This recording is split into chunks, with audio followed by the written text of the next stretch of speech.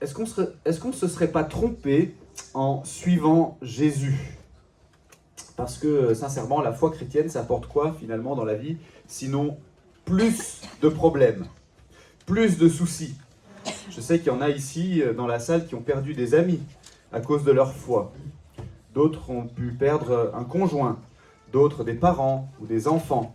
Certains ont été marginalisés par leurs collègues, d'autres ont été moqués devant leurs amis. Il y en a peut-être ici, en tout cas il y en a beaucoup dans le monde, qui ont été persécutés physiquement parce qu'ils étaient chrétiens, emprisonnés, torturés. Et beaucoup de nos frères et sœurs dans le monde et dans l'histoire ont été mis à mort à cause de leur foi. Certains ici ont peut-être même été vraiment tourmentés par le diable et par les démons et ont connu de véritables oppressions spirituelles. La foi chrétienne, elle ne nous a pas empêchés de tomber malades, d'avoir des accidents, de nous trouver au chômage, de manquer d'argent pour vivre, de connaître la dépression, de nous fâcher avec nos proches, de mentir, de nous énerver, de médire, de convoiter, d'être égoïste, jaloux, méchant, impatient, paresseux, orgueilleux, cupide, etc., etc. Et le truc, c'est qu'en tant que chrétien, si on a la foi, si on croit en Jésus, en plus, on se sent coupable pour toutes ces choses, ce qui vient rajouter encore à notre mal-être. Malheureux que je suis, c'est écrit le grand apôtre Paul, alors même qu'il était chrétien. Je suis chrétien et malheureux. Alors la foi chrétienne, ça apporte quoi, sinon plus de soucis dans la vie? Vous savez quoi? Je pense que c'est le sujet du texte qu'on va lire dans un instant. C'est le dernier chapitre du livre du prophète Daniel, un texte qui a été écrit plus de 5 siècles avant la naissance de Jésus. Et j'espère vous montrer que ce passage nous parle d'avance des souffrances, en tout cas parle à l'époque de Daniel, d'avance des souffrances que connaîtront les croyants au temps de la fin, dans les derniers temps.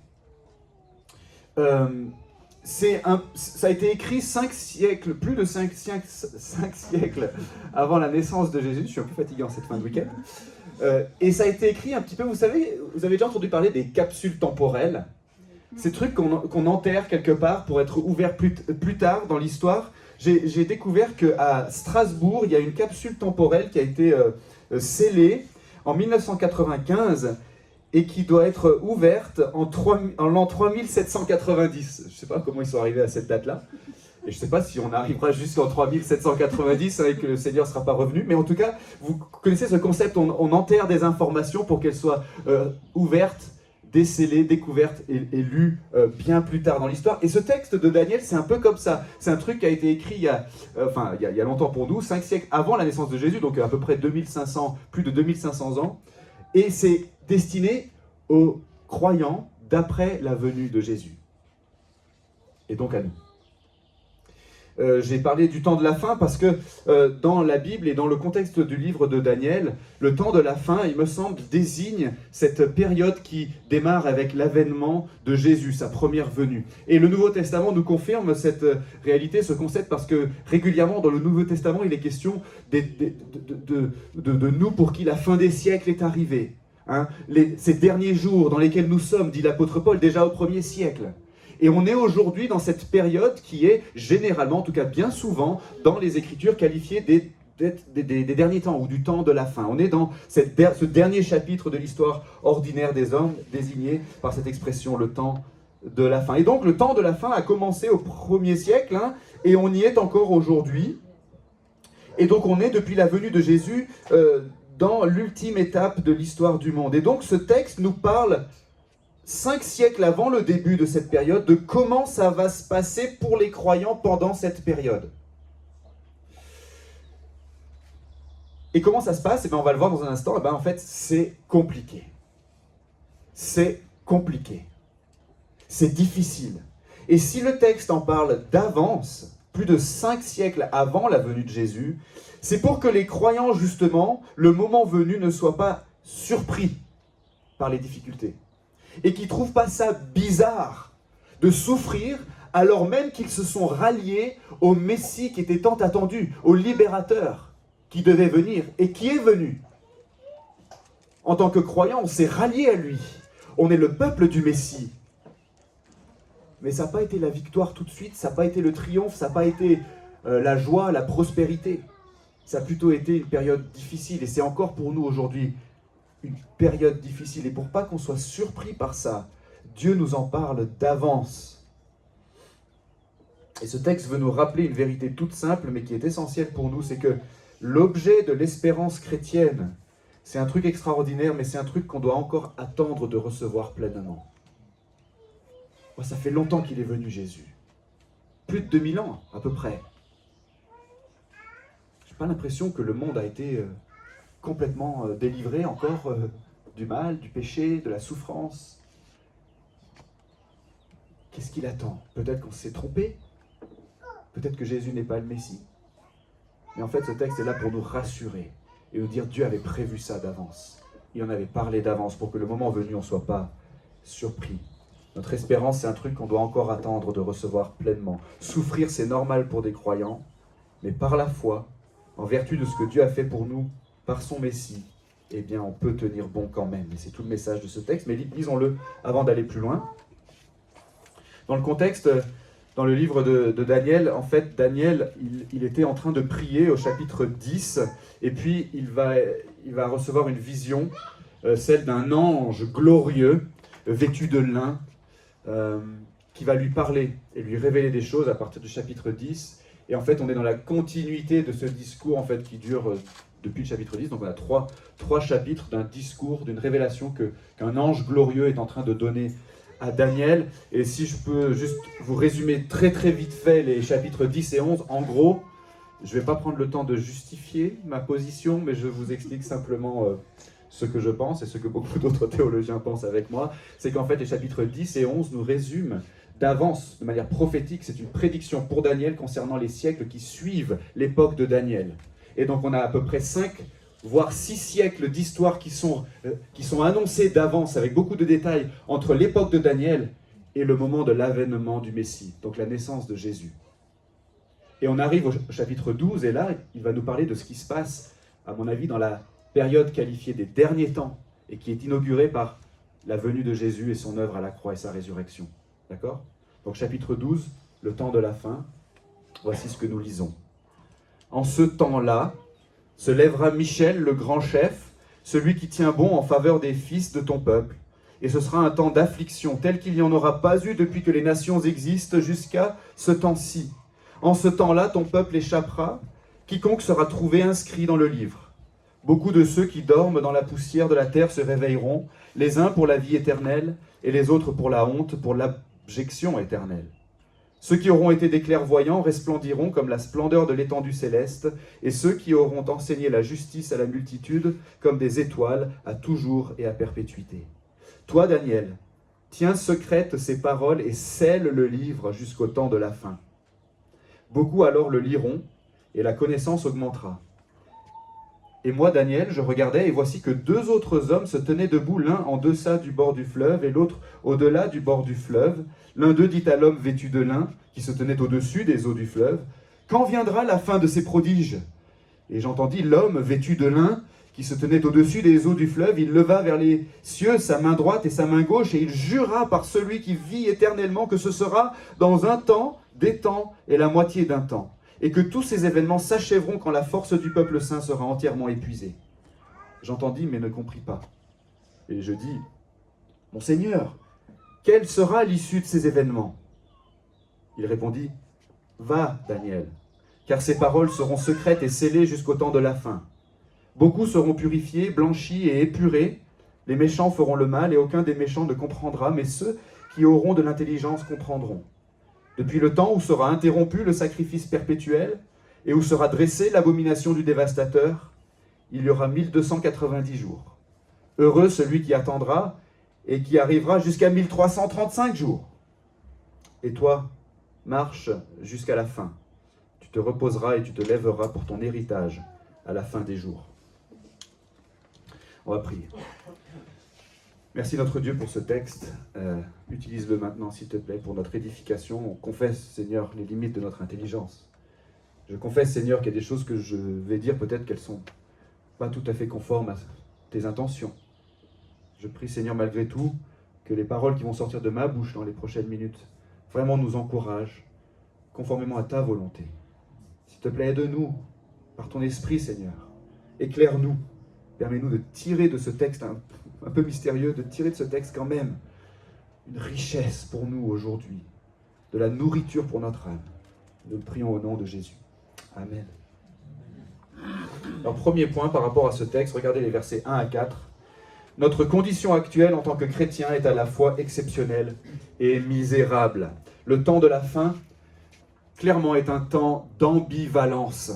Le prophète, il commence par attirer notre attention ici sur 3 choses qui vont caractériser le temps de la fin. D'abord, l'archange Michel, dit-il au verset 1, se lèvera, c'est-à-dire que ce chef des anges, qui est en quelque sorte l'instrument du Messie, dans le combat du Messie contre le mal. On parle ici de choses spirituelles, de réalités spirituelles, mais l'archange Michel, qui représente un peu cet instrument du Messie, le général aux ordres du Messie, dans le combat du Messie contre le mal, il va gagner la victoire et il va établir l'autorité de Dieu. Il va prendre position, dit Daniel, en faveur des croyants. C'est une allusion certainement, sous l'angle spirituel, à l'œuvre du Messie, quelque chose qu'on retrouve d'ailleurs dans le livre de l'Apocalypse, au chapitre 12, il y a pas mal de parallèles ici, avec l'ange qui prend position, qui gagne la victoire en faveur du peuple de Dieu, mais cela au nom du Messie. Ensuite, le prophète, il dit, donc on a cette idée-là, une victoire, et puis ensuite le prophète dit que cette victoire va inaugurer un temps d'affliction vraiment inédit.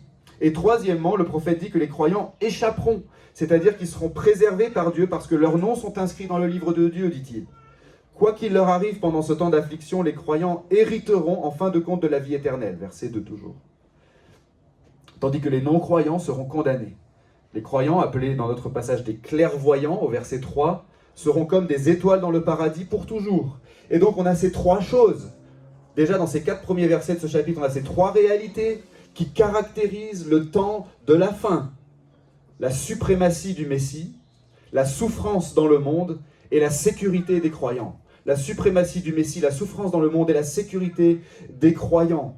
Rappelez ce qu'on a dit hier concernant l'introduction du livre de l'Apocalypse, sous la plume de l'apôtre Jean, qui disait « Moi, votre frère, qui prend part à la tribulation, au règne et à la persévérance. » On a ces 3 réalités ici aussi qui caractérisent le temps de la fin. L'affliction, mais aussi le triomphe du Messie, son règne. Et troisièmement, la persévérance, la sécurité des croyants. Donc vous voyez, c'est ambivalent parce que c'est bien et c'est pas bien à la fois. Hein, c'est comme si vous gagniez 500 millions d'euros au loto. Quelle bonne nouvelle, n'est-ce pas? C'est génial. Sauf que, voilà que tout d'un coup, avant même que l'argent ne vous soit versé, il y a tous ces gens qui commencent à vous harceler pour que vous leur en donniez un petit peu, hein, pour que vous placiez votre argent par-ci ou par-là. Il y a même le pasteur certainement qui vous demande si vous ne pourriez pas financer l'achat d'un local pour l'église. Et ça commence à devenir insupportable. Et du coup, vous devez déménager à l'autre bout de la France, peut-être même à l'autre bout du monde. Vous allez devoir, pour vivre en paix, vous allez devoir vous séparer de beaucoup de vos amis, de vos proches. Vous allez peut-être devoir vivre incognito, presque reclus. Peut-être même que vous allez devoir embaucher des gardes du corps parce que vous voilà devenus multimillionnaires. C'est génial, vous êtes multimillionnaire, quelle richesse! Et en même temps, c'est pas si génial. C'est ambivalent. Il y a le revers de la médaille. Et ça, c'est un peu la condition des croyants ici-bas.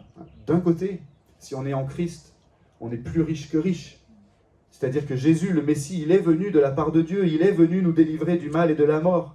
Et il est venu ainsi garantir pour tous ceux qui croient en lui qu'ils ressusciteront pour la vie éternelle.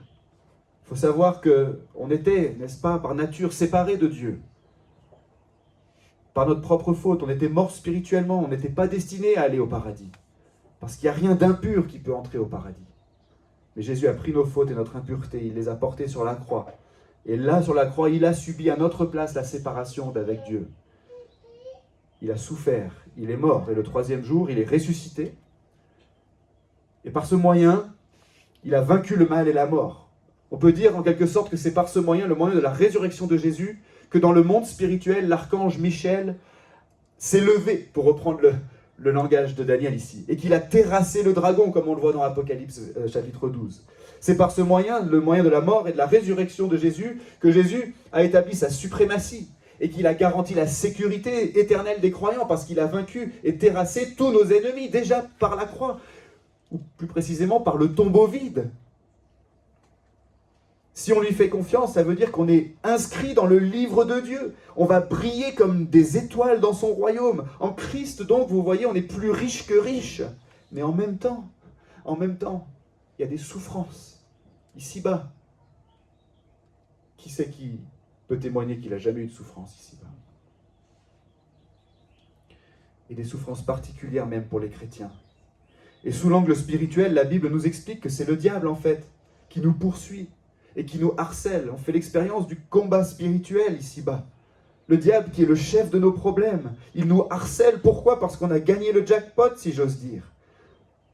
Vous savez quoi? Depuis le 1er siècle, depuis la venue du Messie, les chrétiens fidèles ont toujours été persécutés. Toujours. À l'image de leur maître, en fait. L'association Portes Ouvertes nous dit qu'il y a plus de 215 millions de chrétiens aujourd'hui qui subissent une grave persécution. Soit à peu près un chrétien sur 12 qui subit une grave persécution. En France et en Occident en général, bien sûr, aujourd'hui c'est plus subtil. Mais c'est le même dragon pourtant qui est irrité contre nous et qui nous fait la guerre, pour reprendre le langage d'Apocalypse chapitre 12. Il nous fait la guerre par des tentations, des maladies, des conflits, des addictions, des mensonges auxquels il aimerait qu'on croie, etc., etc. Pourquoi il est si énervé? Parce qu'il a été précipité sur la terre et qu'il sait qu'il a peu de temps. Toujours pour reprendre le langage d'Apocalypse chapitre 12. Le Messie est venu, il a vaincu, et en même temps, c'est le temps, voyez-vous, d'une grande tribulation. J'y pensais ce matin et je me suis dit, c'est assez incroyable, parce que depuis la venue de Jésus, ça fait à peu près 2000 ans, c'est plus long que la période de l'histoire qui a séparé l'appel d'Abraham de la naissance de Jésus. Et quand on sera, enfin, à l'appel d'Abraham, c'est Genèse chapitre 12, donc on est au tout début de la Bible. Depuis 2000 ans, le peuple de Dieu est troublé, affligé, persécuté. Et on peut imaginer que Daniel, il regarde ça avec sa longue vue de prophète dans l'histoire. Il voit dans 500 ans, il voit déjà au moins 2000 ans d'affliction pour des centaines de millions de croyants. Comment est-ce qu'il appellerait ça, lui? Une grande tribulation, je pense. Voilà quelle est notre condition actuelle en tant que chrétien, une condition ambivalente, à la fois exceptionnelle et misérable. Ça, c'est le premier point. Deuxième point, Dieu il a déjà fixé le moment où nos souffrances ici-bas s'arrêteront. Le temps de la fin est un temps d'espérance, parce qu'on peut être sûr que notre délivrance arrive. Dans le texte, si on revient au verset 5 à 7 maintenant, l'ange glorieux qui s'est adressé à Daniel depuis le chapitre 10, il s'arrête de parler. Il a répondu au questionnement de Daniel au départ, qui se demandait qu'est-ce que Dieu était en train de faire et pourquoi, dans le contexte de Daniel, pourquoi les Israélites continuaient d'avoir des problèmes malgré la fin officielle de leur exil à Babylone. Parce que le roi Cyrus, il a permis aux Israélites de retourner à Jérusalem et de commencer à reconstruire leur ville. Mais ça ne se passe pas très bien. Et Daniel, il est perturbé par ça, il est troublé.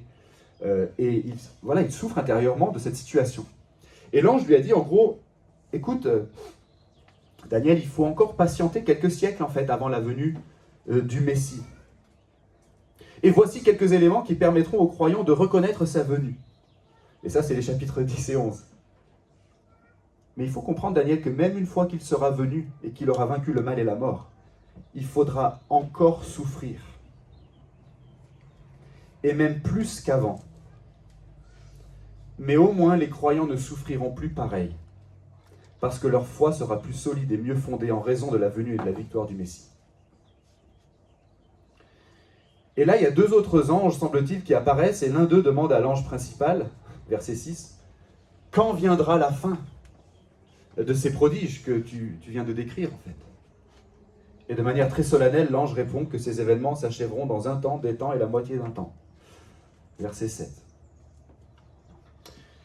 Il me semble, quand on regarde un peu l'utilisation de cette expression dans les textes prophétiques, que ça veut dire que c'est une figure de style en fait qui veut dire dans un temps fixé par Dieu, qui vous semblera se prolonger, un temps, des temps, mais qui prendra fin soudainement, la moitié d'un temps. Pourquoi ce dernier temps n'est-il pas complet ? Parce que Dieu, par égard pour les croyants, n'a pas voulu que ce temps soit trop long. Ce qui va se passer pendant cette période, c'est que la force du peuple des croyants, nous dit le texte, va s'épuiser entièrement verset 7, ou plutôt va voler en éclats, pour reprendre l'expression littérale. C'est pas que Dieu veut nous pousser à bout, mais ça désigne ce que Dieu est en train de faire chez les croyants pendant cette période d'affliction. Il nous éprouve, il nous humilie, et ce faisant, il augmente notre dépendance de lui. Il nous brise pour notre bien, et il nous fait désirer de plus en plus notre délivrance. En fait, la réponse de l'ange glorieux est une bonne nouvelle pour nous. Imaginez que vous souffriez vraiment d'une grave maladie. Vous avez des symptômes horribles qui vous font vraiment beaucoup souffrir. Et vous allez au cabinet du docteur Bloom et vous lui demandez « Mais quand viendra la fin de ces prodiges ?» Ces souffrances prodigieuses. Quand viendra la fin? Et il vous répond « Vous allez guérir, mais ce n'est pas pour tout de suite. Vous allez peut-être trouver le temps long, mais croyez-moi, avec toutes mes années de formation en faculté de médecine et tout mon savoir et toutes mes années d'expérience, je peux vous assurer que vous allez guérir. Même si vous avez l'impression que votre maladie empire de jour en jour, votre guérison approche. » Alors, tout bien pesé, c'est plutôt une bonne nouvelle, non? Et c'est ce qu'on a dans le texte. La grande tribulation ne va pas s'éterniser. L'homme vêtu de lin, dans notre texte d'ailleurs, qui ressemble étrangement au Christ, dans la vision que Jean a de Jésus dans le premier chapitre de l'Apocalypse, il est quasiment habillé pareil, vêtu de lin, avec une ceinture d'or, etc. L'homme vêtu de lin dans notre texte a levé les mains vers le ciel, les deux mains, et il a juré par Dieu que notre guérison était inéluctable et proche. C'est dire que c'est sûr et que c'est garanti, et qu'on peut le prendre comme une bonne nouvelle. Dieu a déjà fixé le moment où nos souffrances ici-bas s'arrêteront. Et donc, si on est croyant, on peut regarder nos souffrances dans les yeux, nos tentations, nos afflictions, nos maladies, notre handicap, notre dépression. On peut regarder tout ça dans les yeux et leur dire « Encore des temps et la moitié d'un temps. Tes jours sont comptés. Bientôt, je vais hériter de la vie éternelle et briller comme une étoile dans le paradis de Dieu à toujours et à perpétuité. » Et c'est pour ça donc qu'on peut dire que le temps de la fin, oui, c'est un temps d'ambivalence, mais c'est aussi un temps d'espérance. Une espérance exceptionnelle et solide. Ce qui nous amène au troisième et dernier point. Qu'est-ce qu'on doit faire maintenant? Ce qu'on doit faire maintenant, c'est nous tenir prêts. Nous tenir prêts. Dans le texte, on a Daniel qui a assisté à l'échange entre les deux anges. Et donc, il a entendu ce petit échange et il ne comprend pas, Daniel. On ne lui jette pas la pierre, on ne comprend pas, nous non plus. Verset 8. Alors, Daniel, il pose à son tour une question qui est pratiquement une reformulation de la question de l'ange. Quelle sera donc l'issue de ces événements? J'ai envie de savoir, là, je suis troublé, j'aimerais en savoir plus. Daniel, il demande peut-être à l'ange d'être plus précis. Un temps, des temps, la moitié d'un temps, c'est trop vague. Ça va durer combien de temps exactement, ce temps d'affliction pour les croyants? Entre la venue du Messie et la délivrance finale pendant cette période qualifiée des temps de la fin. Et encore une fois, que le Nouveau Testament qualifie aussi des temps de la fin. Depuis le 1er siècle jusqu'à aujourd'hui et jusqu'au retour du Seigneur, on vit dans les derniers temps. Alors, ça va durer combien de temps exactement? Mais l'ange ne répond pas exactement à la question. Il fait comprendre à Daniel que ce qui est utile de savoir a été dit. Et d'ailleurs que ces paroles seront surtout utiles, vous avez noté, verset 9, pour le temps de la fin. Scelle ces paroles pour le temps de la fin. Mets-les dans une capsule temporelle. Et dans 530 ou 550 ans, ils rouvriront ça. Et les croyants des temps de la fin, c'est nous. On va tirer instruction de ce que je te dis, Daniel. De ce qui t'est dit, Daniel. L'ange, vous voyez, il ne satisfait pas la curiosité de Daniel, mais les gens du temps de la fin, eux, tireront instruction de ces paroles pour comprendre comme on l'a fait aujourd'hui, comme on est en train de le faire aujourd'hui, je l'espère. Quelle sera l'ambivalence de leur situation? Quelle sera l'espérance solide sur laquelle ils pourront s'appuyer? Mais l'ange ajoute quand même quelque chose, vous avez vu? Il dit que pendant cette période, il y aura des gens qui vont se convertir au Seigneur, d'une part, qui vont grandir dans la foi, ceux qui seront purifiés, blanchis et épurés, verset 10. Et puis il y aura d'autre part des gens qui vont persister dans le mal. Et ensuite, il annonce quand même une sorte de durée pour cette période. C'est curieux. 1290 jours, dit-il. à compter de l'interruption du sacrifice perpétuel et de l'abomination du dévastateur. Langage que l'on trouve au verset 11. Qu'est-ce que ça veut dire?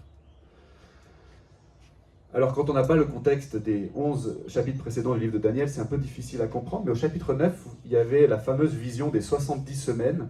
Et en étudiant cette vision des 70 semaines, on peut comprendre que l'avènement du Messie, donc la venue de Jésus et son œuvre, qui est passée pour nous mais future pour Daniel, cet avènement du Messie allait entraîner ces deux choses précisément. L'interruption du sacrifice perpétuel et l'abomination du dévastateur.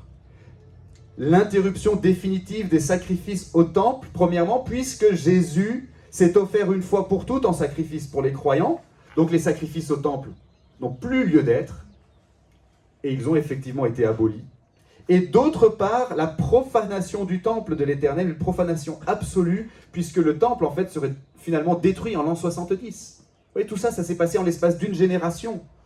Et d'ailleurs, Jésus avait prédit que ça se passerait en l'espace d'une génération. Cette génération ne passera pas avant que ces choses se réalisent, avait-il dit. Donc le sacrifice perpétuel a été aboli après la venue de Jésus, et le temple a été profané et détruit. Et à partir de là, dit-il, il va y avoir 1290 jours. Excusez-moi, hein, c'est technique tout ça, mais gardez vos yeux sur le texte, réfléchissez à ce qui est dit sous vos yeux dans ce passage. L'ange dit que notre tribulation, qui a commencé donc au 1er siècle avec l'avènement du Messie, va durer 1290 jours. Qu'est-ce que ça veut dire? Allez, un peu de maths. Dimitri, je te donne le micro ou... 1290 jours, c'est 1260 plus 30, c'est-à-dire 42 mois plus 1 mois. Et 42 mois, c'est 3 ans et demi. 3 ans et demi, c'est 1 temps, 2 temps et la moitié d'un temps. Donc 1290 jours, ça pourrait vouloir dire, de manière symbolique, hein, ça pourrait vouloir dire un temps fixé par Dieu qui vous semblera se prolonger, mais que Dieu n'a pas voulu trop long par égard pour vous, et pourtant qui vous semblera durer trop longtemps. C'est genre 1260 jours, oui, 1 temps, 2 temps, mais c'est encore un peu plus longtemps à nos yeux. Ça semble être un peu trop long.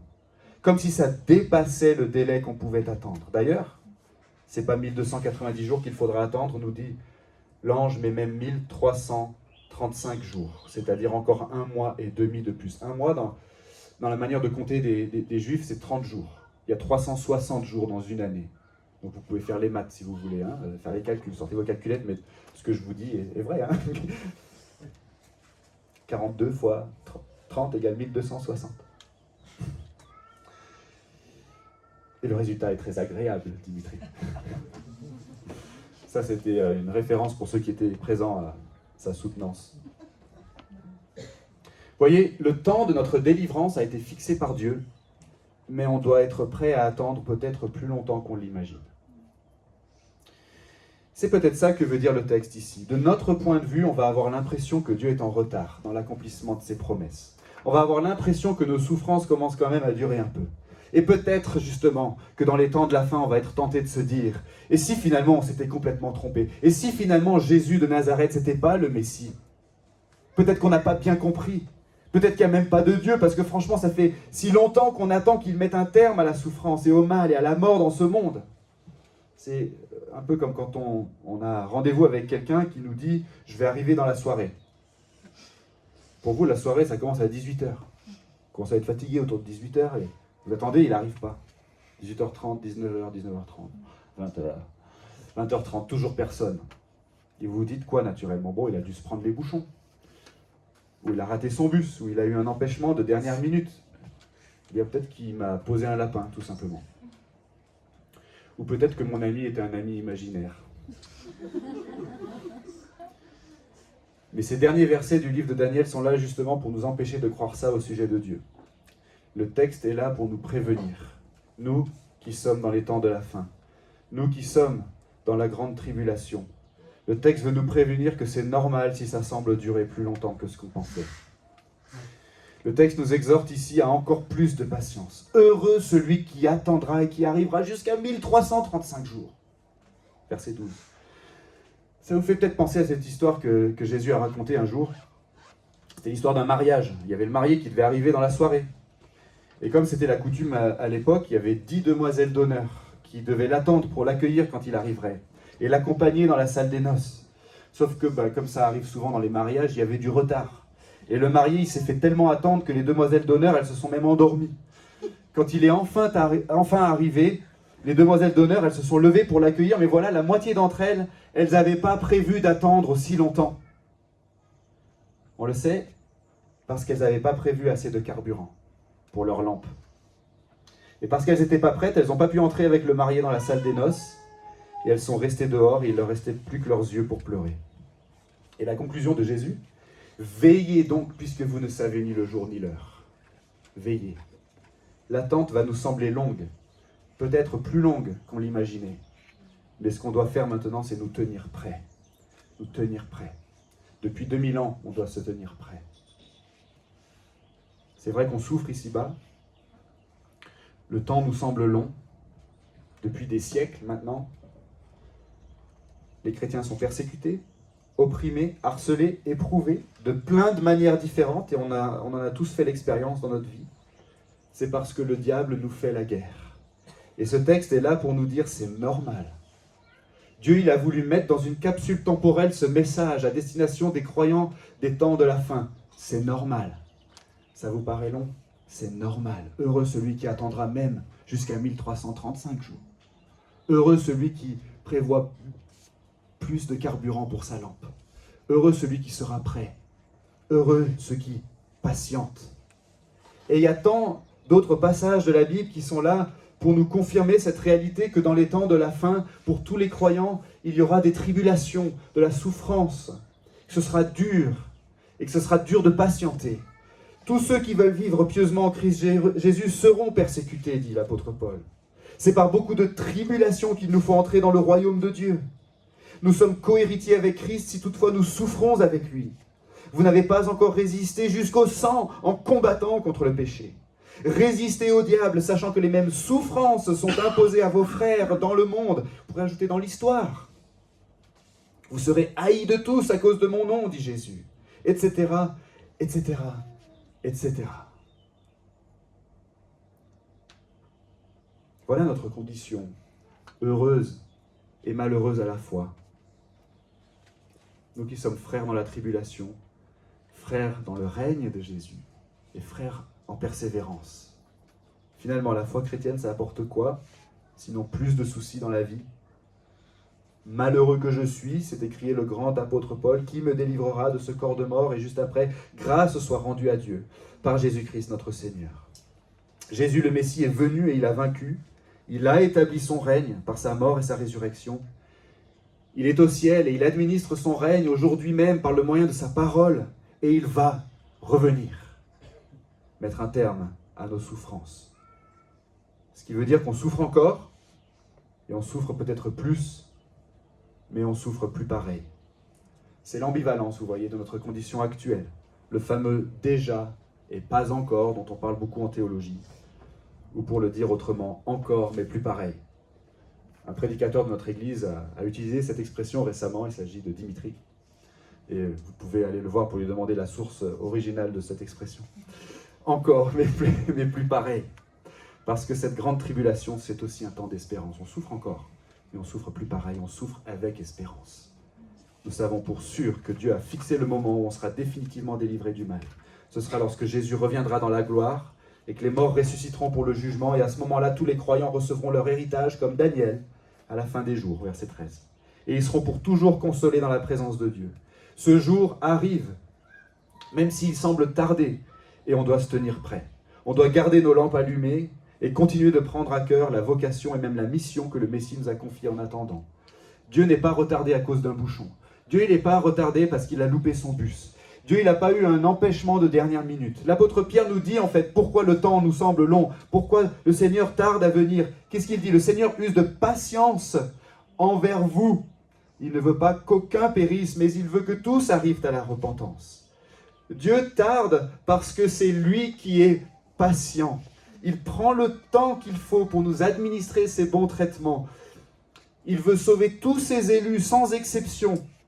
Et il veut nous blanchir et nous épurer et nous préparer pour le paradis. Et nos souffrances, nos épreuves, nos tentations, même nos échecs, même nos péchés contribuent mystérieusement à ce projet de Dieu, ce bon projet de Dieu pour nous. On peut tenir bon donc. On peut se relever, n'est-ce pas, si on est accablé aujourd'hui. On peut reprendre la route avec Dieu et persévérer dans la prière, dans le service et dans l'annonce de l'Évangile. L'apôtre Pierre dit encore « Attendez et hâtez l'avènement du jour de Dieu. Et dans cette attente, efforcez-vous d'être trouvés par lui sans tache et sans défaut dans la paix. » Vous voyez, l'objet de l'espérance chrétienne, c'est un truc extraordinaire, mais c'est un truc qu'il nous faut encore attendre de recevoir pleinement.